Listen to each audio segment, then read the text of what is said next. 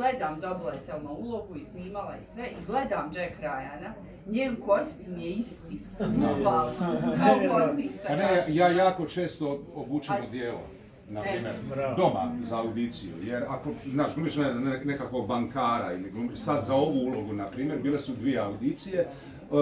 dvije scene, jedna scena je kao bila nekakva preskonferencija na kojoj se on nalazi i to je bilo nešto kao svečano i tako dalje. Ja sam za tu scenu obukao ono crno odijelo, bijela košulja, crna kravata i sljedeća scena je bila opuštena, on s nekom curom razgovara i tako dalje. Samo sam makao kravatu, zavrnuo rukave ovako, ostavi u toj istoj bijeloj košulji, na primjer.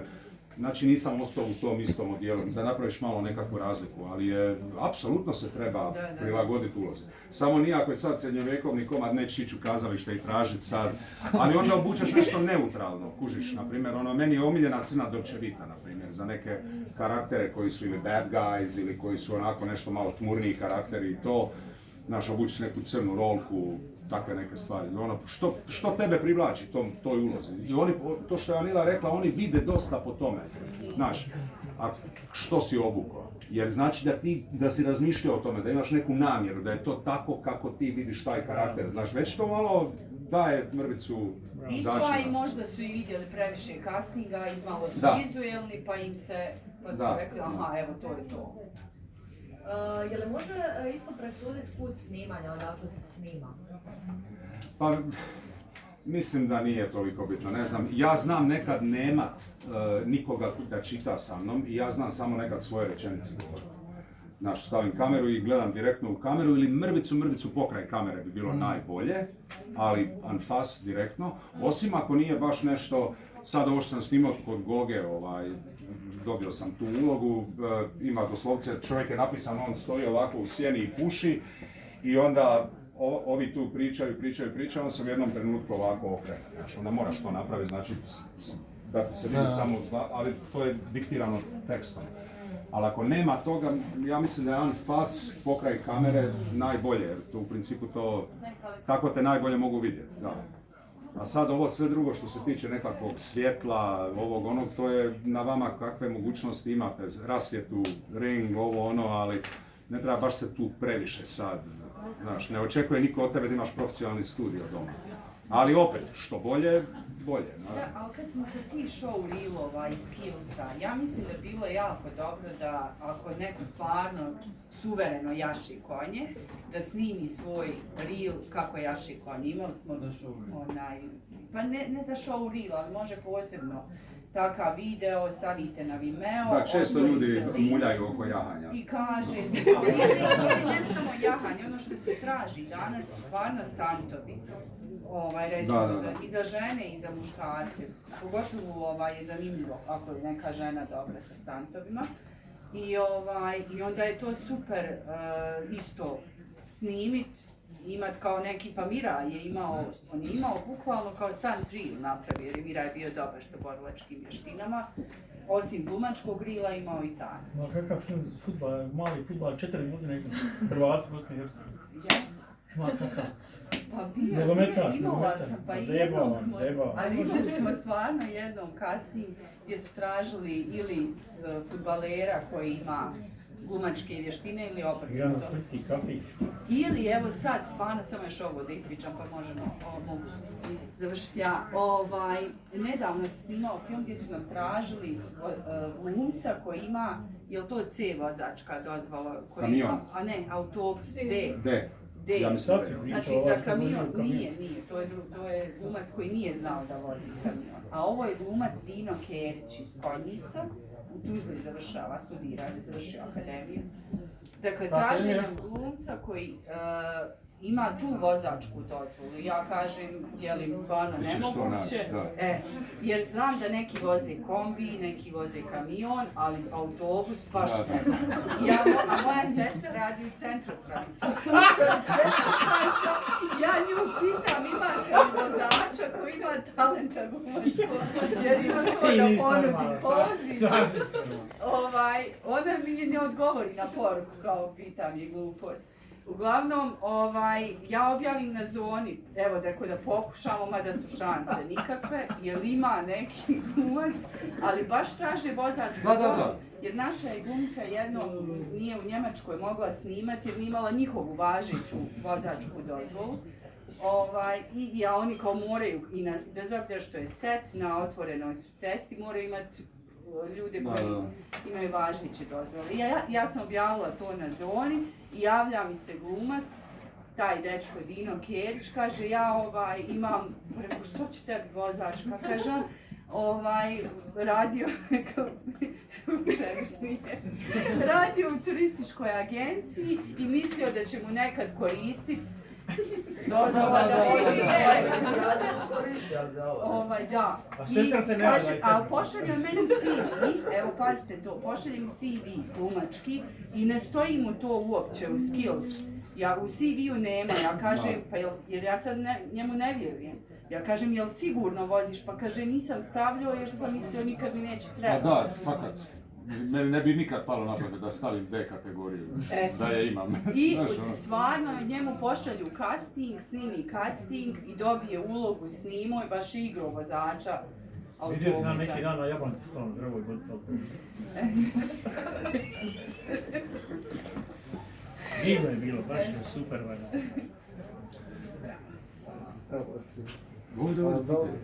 Kad smo već kod tih show reelova, da li su koje stvari eliminišu, su na primjer red flag kad snimamo te show reelove ili prezentacije da se predstavimo?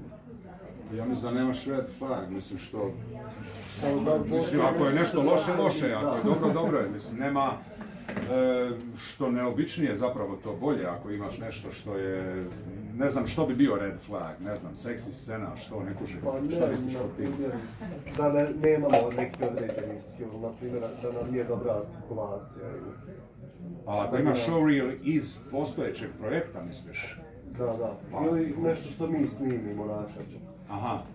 Jedino da kažeš da znaš pjevati, snimiš pjevanja, a nemaš pjevati, može to. Oslobođen muzičku. Nema.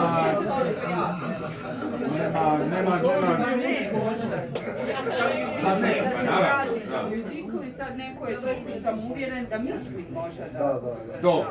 Dobro, to mislim, to moraš prepoznat. U njemu je showreel najmanji problem. Da. Pitanje, ja imam showreel, pošto sam ja profesionalni klaun i snimala sam klaunske skečeve i filmove i to je izašlo. I jedan dio svog showreela sam je ubacila profesionalno snimljanje. Apsolutno, da. I dobila sam povratnu informaciju na jednom kao, znaš što je glumački showreel, možda bi trebala izbaciti klaunski dio. Ja kažem, ali kazališni klaun koji je sniman je isto skill, biti klaun Pa, mislim, ovisi o kvaliteti, kako bi ti rekao, ako je to stvarno dobro, to što radiš, mislim, zašto ne bi bilo? Možda ako se sukobljava sa, ne znam, drugim dijelom showreela pa ga napraviš možda malo kraće, ako misliš da nisi sigurna u vezi nečega, ali ja mislim da bi trebalo pokazati sve što imaš, mislim, znaš, ako ovo što je Anila rekla, fakat ako neko od vas jaše, zašto ne bi snimio, ako ideš na hipodrom negdje ili da ima negdje nekakav konj da možeš to snimiti, da fakat dobro jašete, prijatelj snimi, zašto ne bi to napravili? Jer to se jako često događalo zapravo, znaš, da ekipa kaže da znaju jahati, dođu na snimanje i pa jašem, ali onako dok konj hoda. Ja znam ovdje je baš bio problem jer nisu imali vremena Da, to je... Kusturica je insistirao, ja sam njegov 4 godine bio naš profesor Kusturica. On je insistirao na drugoj godini, 4 mjeseca sam ja. Ja sam sam išao na hipodrom, platio jahanje. Kasnije ima smisla. Da, ima. Često dođemo do toga, da.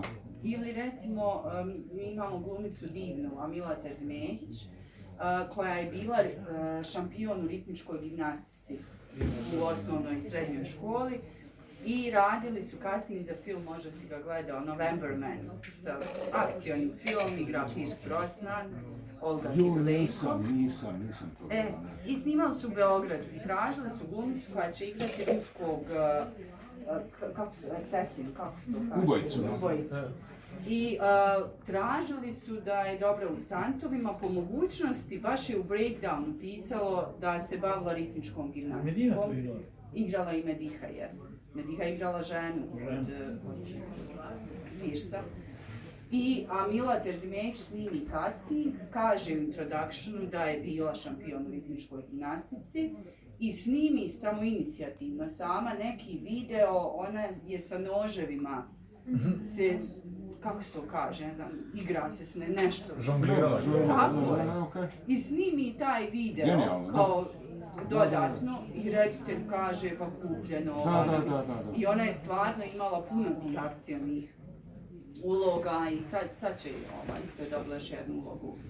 Uskoro će snimati. Evo, samoinicijativno je snimala to da pokaže kao neku A vještinu. to je ono što smo pričali o tom glupom ispitu mačevanja, što na kraju se to sve svodi i u svakoj audiciji, ako možeš, nekad ne možeš, nekad je naprosto audicija napisana, ti sjediš za stolom, imaš razgovor s drugom osobom i nemaš tu šta napraviti. Osim glumački što ćeš probati napraviti, pokazati, tako dalje. Ali ako je neka uloga za koju treba nešto ili ne, ako možeš napraviti nešto dodatno, truditi se na neki drugi način, apsolutno. Jer morate gledati iz njihove perspektive, njima dođe, pogotovo LA, dođe 1000 vrpci za istu ulogu. Znaš, šta to treba, nakon nekog vremena, znaš, to su profesionalci, oni to rade. Znaš, to je njima, neće oni sad ne pogledat do kraja i tako dalje. Ali kad neko iskoči malo iznad toga, odmah im postane zanimljivije. Ovo ko što se ova kolegica obukla u to, kad si rekla za opremu pjevačicu, na primjer, to je odmah njim je bilo, wow, vidi ovo, super, odmah. Znaš što, Goran, možda bi mogu reći, jednom je Ines Virt, znaš Ines Virt? Kako ne, da. Ona je živa u Americi, godinama je probala ići na audicije, nisi igrala neke stvari. Ona je rekla jednu zanimljivu stvar, došla bi na audiciju, ona je ovako plava i jedan određeni tip, godina, i rekla došla bi na audiciju, vidjela bi tamo 500 njih, 500 mene. Ja puta 500, sve su iste po tom tipu, su zvani. Biti, možda ne bi toliko trebalo truditi sad kako se prilagoditi tome, nego biti kakav jesi, što više sebe. Pa, o tome pričam, Jer u biti kad ideš to tamo, oni vide 500 tih i sad može odlučivati nekakva, oni uvijek će biti neko ljepši, neko ovakav, neko onakav, od tih 500 istih tipova, 500 istih žena, 500 frajera, kako ćeš se takmičiti? Ali onda pričamo o tim detaljima, na primjer, ovo što je Anila govorila, znaš, ako imaš 3 istih ljudi i sad, ne znam, jedan od njih treba znati, na primjer, ako je jedan jaše, a za ulogu je jahanje, ovi 3 su mi identični, uzet ću ovu osobu koja je jaša. Ili ti imaš 15 milijuna followera na Instagramu zato što, ne znam, dobro kuhaš, pa vragu uzet će prije tebe, iako imaš kuharski Instagram, ali kako bi ti rekao, to su te neke stvari sa strane koje su, to je sve nekakav bonus. Ipak je audicija najbitnija, kako ćeš ti kao glumac napraviti to što ti je zadano. Kužiš? Meni je učenje teksta, na primjer, dvosjekli mač. Ja užasno sporo učim tekst i trebam jako puno vremena da naučim tekst. Ali baš onda u tom vremenu dok ga učim, otvori mi se neka nova prostranstva koja inače prije možda ne bi, da ga naučim za 15 minuta, naučio bi ga znaš što bi rekli na akademiji, na prvu loptu.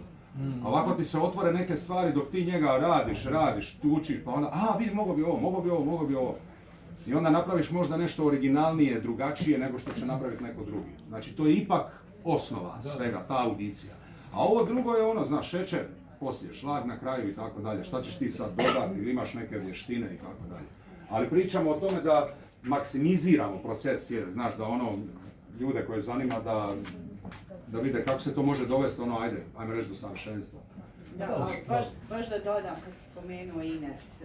Ines govori engleski kao maternji i ja predlažem za seriju Pupin koja će se snima se upravo u Beogradu za ulogu Amerikanke.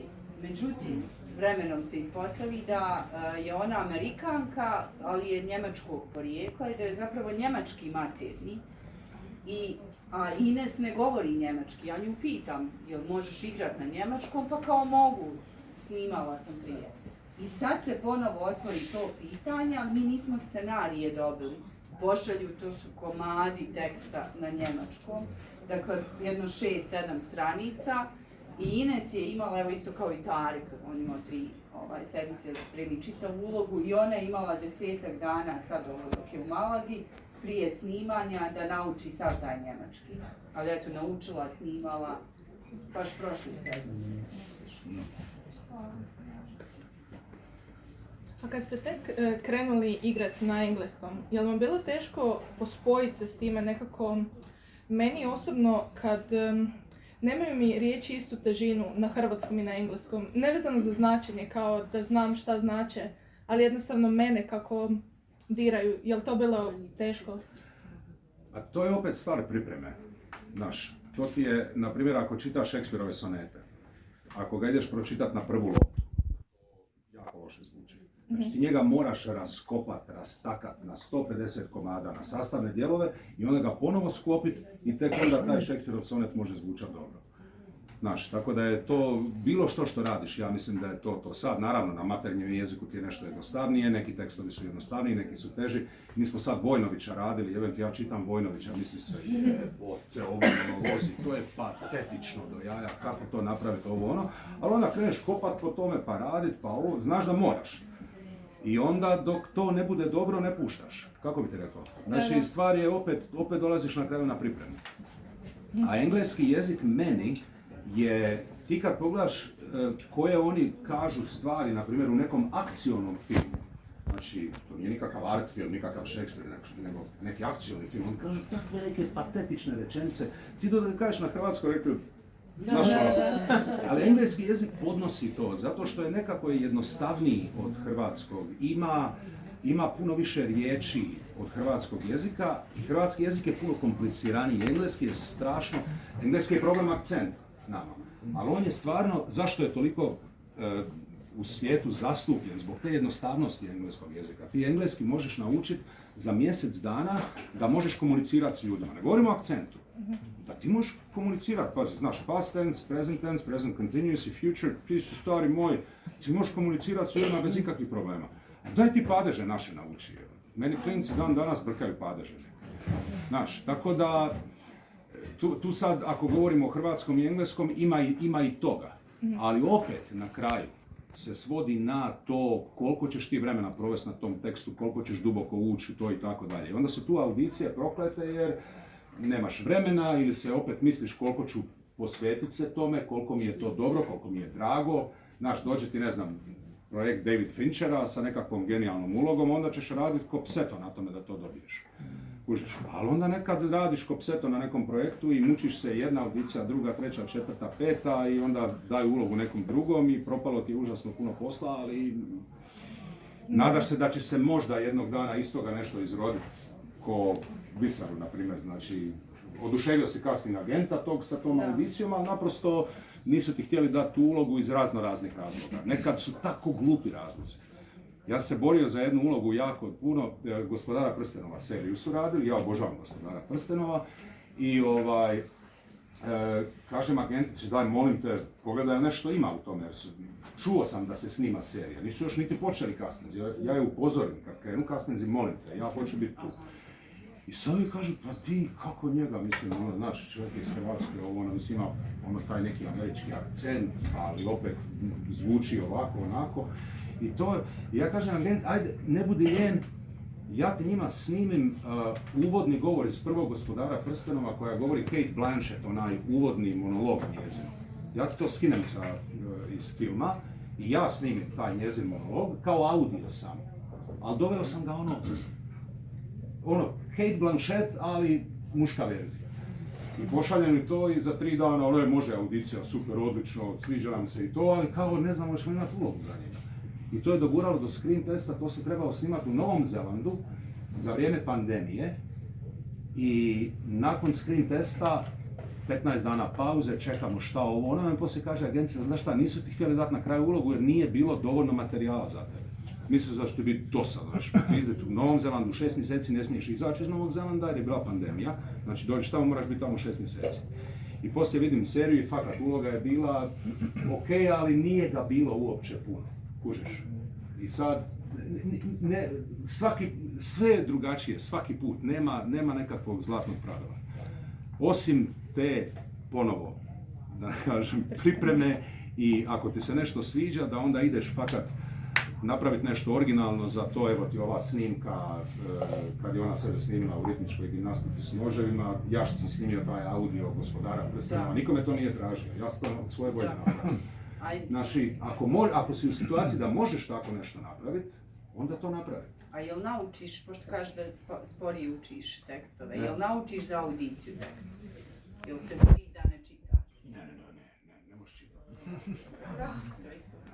Ne, ali ovo je pitanje meni odlično, zato što ima nekoliko glumaca mlađe generacije, sjajnih glumaca u regiji, koji su, ne znam, igraju glavne uloge u svojim zemljama, u filmovima, ali kad igraju na engleskom, kad snimaju audicije, naprosto nešto, ne znam da li si ti na početku kad si se borio sa engleskim, da li si imao taj problem, naprosto nešto im fali, nikako ne mogu da pređu taj prag. To je to, da, to što su pričali. Oni su već negdje kao misle, počnu sumnjati u sebe jer stalno snimaju castinge, traže castinge od njih jer su dobri glumci, ali ne dobiju, jer mislim da naprosto da bi na svom jeziku igrali da bi to bilo puno bolje. Da.